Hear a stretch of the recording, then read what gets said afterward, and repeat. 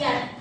Puji syukur kita panjatkan kepada Tuhan Yang Maha Esa, dan salawat serta salam tercurahkan kepada Nabi Muhammad SAW. Pada sore hari ini kita bertemu lagi. Dalam kesempatan ini kelompok saya, yaitu kelompok 5, akan mempresentasikan hasil diskusi kami mengenai mobilitas sosial.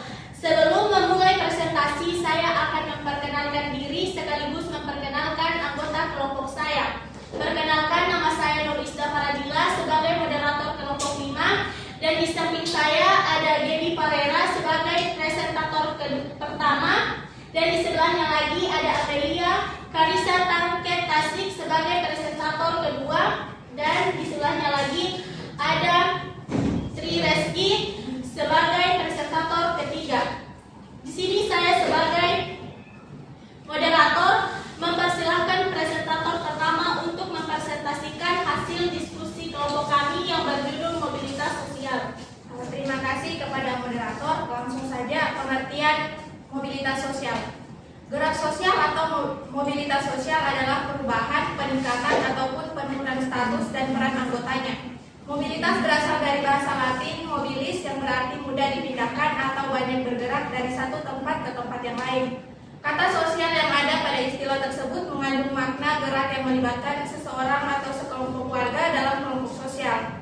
Jadi, mobilitas sosial adalah perpindahan posisi seseorang atau sekelompok orang dari lapisan satu ke lapisan yang lain, atau bisa disimpulkan mobilitas sosial adalah perpindahan seseorang atau sekelompok orang dari kedudukannya yang satu kedudukan yang lain. Kedudukan dapat berarti situasi, tempat, dapat pula berarti status. Misalnya, seorang pensiun pegawai rendahan salah satu departemen beralih pekerjaan menjadi seorang pengusaha dan berhasil dengan gemilang. Pengertian menurut beberapa ahli. Yang pertama, Paul B. Horton, mobilitas sosial adalah suatu gerak perpindahan dari satu kelas sosial ke kelas sosial lainnya atau gerak pindah dari strata satu ke strata yang lainnya. Yang kedua, Kimball Young dan Raymond W. Mack, mobilitas sosial adalah suatu gerak dalam struktur sosial, yaitu pola-pola yang mengatur organisasi kelompok sosial. Struktur sosial mencakup sifat hubungan antara individu dalam kelompok dan hubungan antara individu dengan kelompoknya.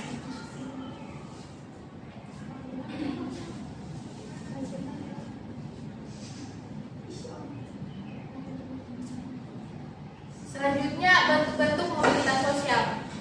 Pada umumnya dikenal dua bentuk mobilitas sosial, yaitu mobilitas sosial vertikal dan horizontal. Mobilitas sosial horizontal mengacu kepada perpindahan geografis atau tempat tinggal, atau juga peralihan individu dari suatu kelompok sosial ke kelompok lainnya yang sederajat. Status sosial pun tetap atau sederajat tanpa kenaikan atau penurunan. Sedangkan mobilitas sosial vertikal merupakan peralihan individu dari suatu kedudukan sosial ke kedudukan sosial yang lain, yang menyebabkan terjadinya perubahan status sosial orang atau individu yang mengalaminya. Mobilitas ini terbagi pula menjadi mobilitas vertikal ke atas atau social climbing, dan mobilitas vertikal ke atas atau social sinking. Mobilitas vertikal naik atau social climbing. Mobilitas vertikal naik memiliki dua bentuk utama sebagai berikut. Satu, masuknya individu-individu yang mempunyai kedudukan rendah ke dalam kedudukan yang lebih tinggi. Dua, pembentukan suatu kelompok baru yang kemudian ditempatkan pada derajat yang lebih tinggi dari kedudukan individu membentuk kelompok tersebut. Misalnya pada waktu pembentukan Dewan Pengurus Koperasi melalui rapat anggota. Selanjutnya, mobilitas vertikal turun atau social sinking. Mobilitas vertikal turun memiliki dua bentuk utama, yaitu satu, turunnya kedudukan individu dari yang lebih tinggi ke yang lebih rendah derajatnya. Misalnya seorang direktur yang dipecat dari jabatannya. Dua, turunnya suatu derajat kelompok yang dapat berupa disintegrasi kelompok sebagai kesatuan. Misalnya terdapat kelompok Karang Taruna yang dibentuk sebagai wadah dan aspirasi potensi pemuda. Setelah berjalan, banyak hambatan yang terjadi pada Karang Taruna sehingga organisasi tersebut tidak aktif kembali.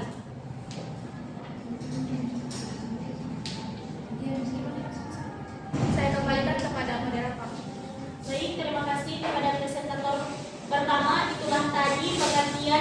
bentuk-bentuk dari mobilitas sosial. Saya lanjutkan kepada presentator kedua, saya persilahkan untuk melanjutkan materi. Baik, terima kasih kepada moderator atas izinnya. Faktor-faktor pendorong dan penghambat mobilitas sosial. Yang pertama ada faktor struktural, yaitu jumlah relatif dari posisi tertentu yang bisa diisi. Ketika status sosial yang dituju oleh individu memang ada tempatnya untuk diisi, maka kondisi tersebut dapat mendorong terjadinya mobilitas sosial. Contoh adanya lowongan pekerjaan dapat mendorong pengangguran untuk melakukan mobilitas sosial. Yang kedua ada faktor individu, yang dimana faktor individu ini merujuk pada kualitas seseorang, baik dari pendidikan, penampilan, keterampilan, dan lain sebagainya. Adapun yang termasuk dalam cakupan individu, yakni perbedaan kemampuan, orientasi sikap terhadap mobilitas, dan keberuntungan.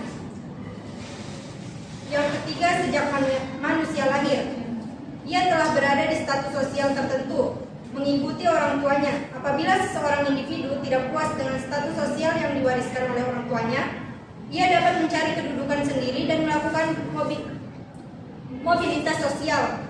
Hal ini hanya mungkin terjadi di struktur sosial masyarakat yang terbuka. Selanjutnya ada faktor ekonomi. Faktor ekonomi yakni keadaan ekonomi dapat menjadi pendorong terjadinya mobilitas sosial. Kenyataan hidup yang serba kekurangan dapat mendorong manusia untuk giat bekerja dan merubah status sosialnya.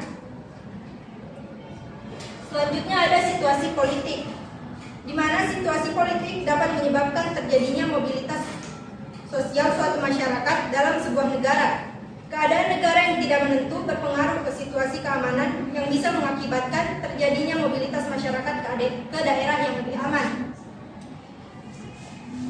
Selanjutnya kependudukan atau demografi. Faktor kependudukan bisa menyebabkan mobilisasi dalam arti geografik. Contoh pemukiman yang semakin padat dapat mendorong sebagian warga masyarakat mencari tempat kediaman yang lain. Selain itu, pertambahan penduduk juga bisa mengakibatkan menjamurnya pengangguran. Kondisi ini dapat mengubah status dan stratifikasi sosial dalam masyarakat. Ada yang menjadi kaya atau miskin, ada yang mendapatkan jabatan tertentu, tetapi ada juga yang kehilangan jabatan. Yang ketujuh, keinginan melihat daerah lain. Keinginan melihat daerah lain mendorong masyarakat untuk melakukan mobilitas geografik dari satu tempat ke tempat yang lain. Keadaan ini dapat menimbulkan terjadinya mobilitas sosial. Misalnya, seorang turis ketika di negaranya berstatus sosial rendah, kemudian setelah pindah ke Indonesia, ia menekuni beberapa usaha. Saat usahanya sukses, sang turis berhasil merubah status sosialnya menjadi kelas menengah atau bahkan kelas atas. Yang selanjutnya ada faktor penghambat. Yang pertama yaitu sistem lapisan sosial yang tertutup. Sistem lapisan sosial yang tertutup adalah masyarakat dapat menghambat kemungkinan individu melakukan mobilitas sosial naik. Misalnya dalam masyarakat, hanya keturunan bangsawan yang dapat mendudukan lapisan sosial kelas atas, sementara rakyat kecil tetap menempati lapisan sosial ke bawah. Yang kedua, kemiskinan.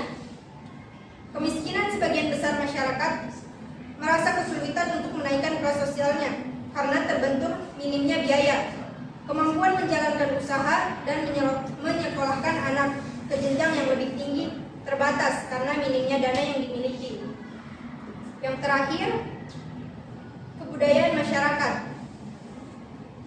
Kebudayaan masyarakat, ada kalanya masyarakat bersikap tertutup pada perubahan yang terjadi karena pengaruh dari luar kebudayaannya. Golongan masyarakat ini biasanya masih memegang teguh adat-adat dan tradisinya. Oleh karena itu, masyarakat sulit melakukan mobilitas sosial karena tidak mau menerima perubahan yang ada. Sekian dari saya kembalikan ke moderator. Terima kasih untuk presentator kedua. Itulah tadi faktor-faktor pendorong dan penghambat mobilitas sosial. Selanjutnya saya persilahkan kepada presentator ketiga untuk melanjutkan materi mengenai mobilitas sosial.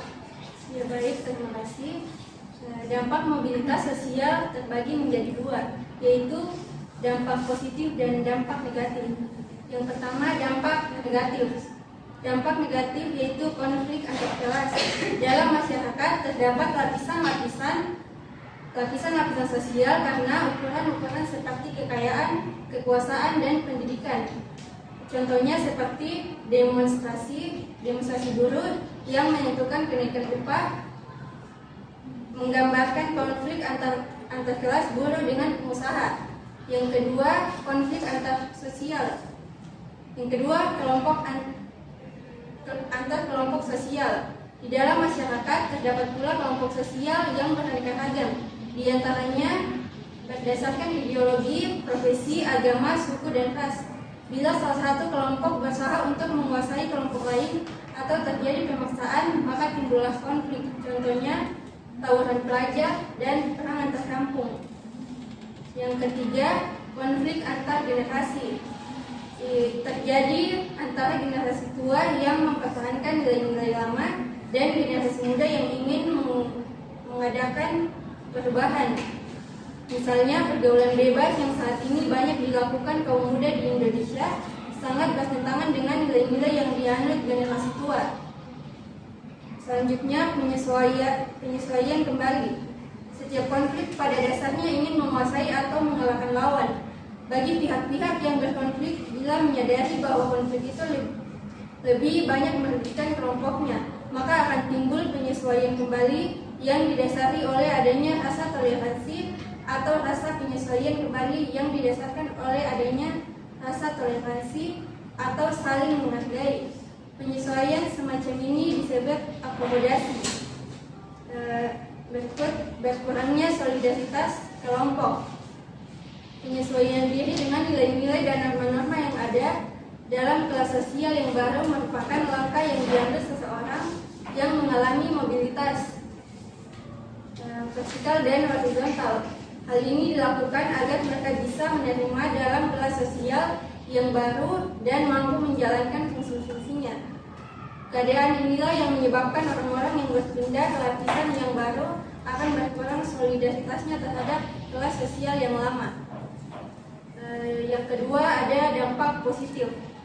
Dampak positif dari mobilitas sosial yaitu orang-orang yang berusaha untuk berprestasi atau berusaha untuk maju karena adanya kesempatan untuk pindah strata.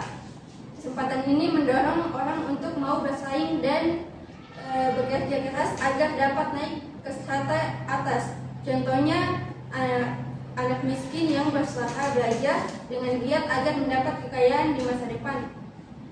Selanjutnya, mobilitas sosial akan lebih mempercepat tingkat perubahan sosial masyarakat ke arah yang lebih baik. Contohnya, Indonesia yang sedang mengalami perubahan dari masyarakat agraris ke masyarakat industri. Perubahan ini akan lebih cepat terjadi jika didukung oleh sumber daya yang memiliki kualitas. Kondisi ini perlu didukung dengan peningkatan dengan bidang pendidikan. Yang baik, saya kembalikan kepada moderator. Terima kasih kepada presentator terakhir.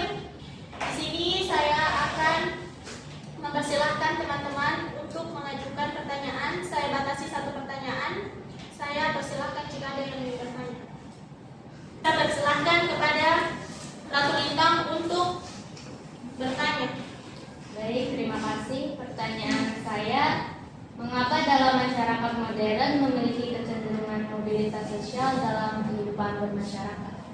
Baik, terima kasih untuk pertanyaannya. Langsung saja saya persilahkan kepada presentator pertama atas nama Gemi Farera untuk menjawab pertanyaan dari Saudari Lintang. Pertanyaannya itu, mengapa dalam masyarakat modern memiliki kecenderungan mobilitas sosial dalam kehidupan masyarakat? Jawabannya, karena masyarakat modern bersifat terbuka yang ingin merubah status sosial mereka dari yang terendah ke yang lebih tinggi dengan cara bekerja keras dan berusaha semaksimal mungkin. Dengan begini, masyarakat tersebut akan mencapai titik kebahagiaan dalam persaingan pekerjaan di dunia modern. Itulah tadi jawaban dari pertanyaan dari Saudari Lintang. Saya kembalikan kepada Saudari Lintang, apakah jawaban yang telah diberikan kelompok kami sudah dapat diterima? Ya, Terima kasih. Sebelum saya menutup presentasi dari kelompok saya akan membacakan kesimpulan mengenai mobilitas sosial. Jadi mobilitas sosial itu adalah sekelompok orang atau individu ke status yang lain baik secara vertikal maupun horizontal, yang dimana bentuk mobilitas sosial pada dasarnya terbagi menjadi 3, yaitu mobilitas sosial vertikal, mobilitas secara horizontal, dan mobilitas sosial antar generasi.